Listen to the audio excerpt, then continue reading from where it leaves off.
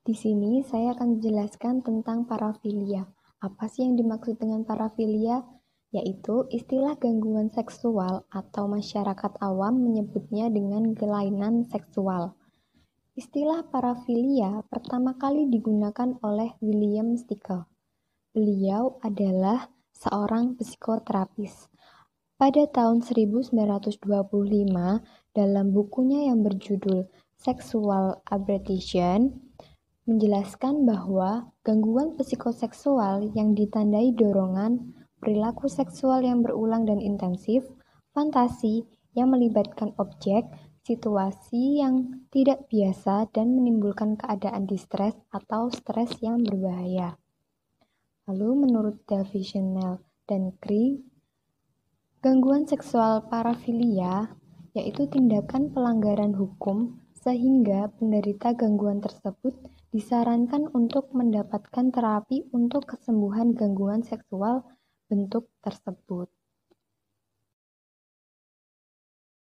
Faktor penyebab individu berperilaku abnormal yaitu faktor psikologis dan faktor sosial. Faktor psikologis merupakan perasaan kecewa, kesedihan yang mendalam, dan konflik batin berkepanjangan.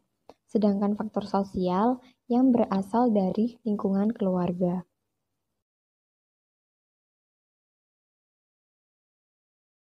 Kemudian ada karakteristik dari parafilia, yaitu biasanya berlangsung dalam 6 bulan, kemudian selalu berpikir untuk melakukan perilaku yang tidak biasa, dan terlalu terobsesi bahwa jika individu tidak dapat mencapai objek yang diinginkan, mereka menjadi stres.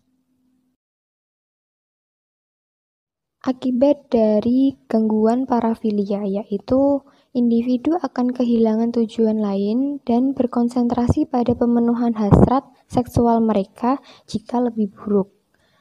Kemudian hal itu dapat menyebabkan gangguan pribadi yang berulang-ulang dan gangguan sosial, pekerjaan, dan area kehidupan yang lainnya.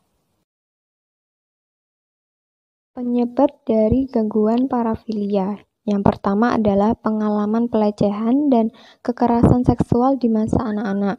Yang kedua, keterdekatan dengan situasi atau objek tertentu secara berulang kali dengan aktivitas seksual. Yang ketiga, ada hambatan perkembangan dan kesulitan dalam menjalin hubungan dengan beda jenis. Yang keempat, ada kecanduan pornografi. Dan yang terakhir adalah pelampiasan stres yang tidak tepat sehingga menimbulkan kebiasaan. Jenis parafilia, perilaku seksual menyimpang sebagaimana diklasifikasikan di dalam DSM-4 maupun PPDGJ, yaitu sebagai berikut. Yang pertama adalah fetishism, yaitu di mana seseorang mengalami rangsangan seksual ataupun berfantasi seksual dengan melihat benda-benda mati atau fetis. Fetishism ini biasanya terjadi pada pria yang terangsang saat melihat pakaian dalam wanita, sepatu boot, stocking, dan benda-benda yang dikenakan wanita.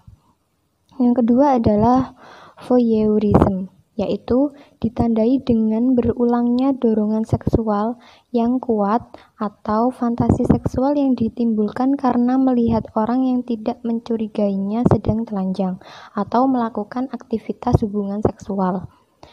Yang ketiga adalah exhibitionism, yaitu merupakan suatu kecenderungan kompulsif untuk memamerkan bagian-bagian tubuh, biasanya alat kelamin, dengan maksud untuk mendapatkan kebirahian seksual. Hal ini dilakukan untuk menunjukkan kejantanannya dan mengamati reaksi korban, ketakutan, terkejut, atau jijik. Yang selanjutnya adalah sadomasochisme atau hampir sama dengan sadisme, yaitu menyimpangnya seksual yang dimana individu memiliki dorongan seksual serta mendapatkan kepuasan seksual dengan melakukan tindakan yang menyakitinya secara fisik maupun psikologis.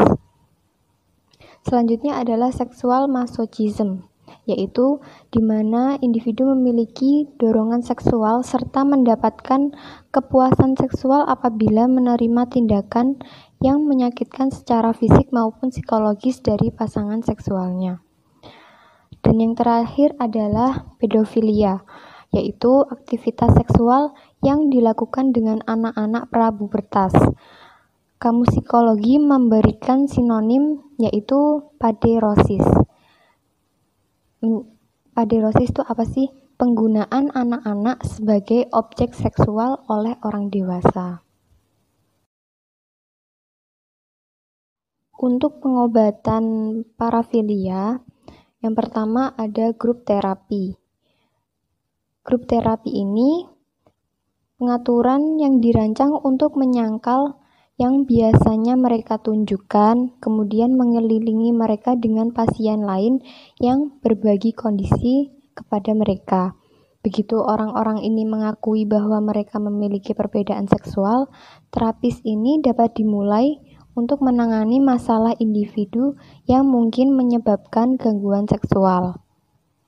Yang kedua adalah cognitive behavioral therapy.